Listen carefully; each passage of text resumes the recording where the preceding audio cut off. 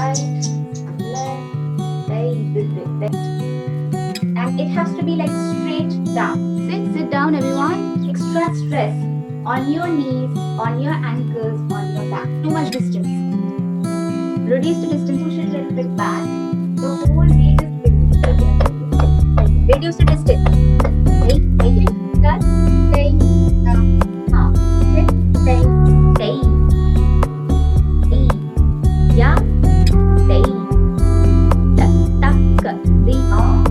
Sorry, I don't know the name.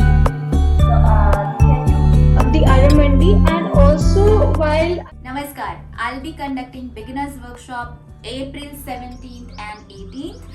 So do join us. We have limited seats. Also we have different timings for different time zones. So check out the details. Also I will be emphasizing and teaching very important tips for Aramandhi, not Arambha, how to say Bols, and for beginners what is important to know.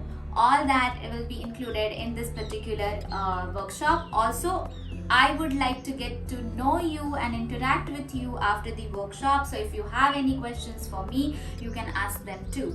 Do not miss this opportunity. Click the link in the description box and I would like to meet you definitely. Until then, keep dancing.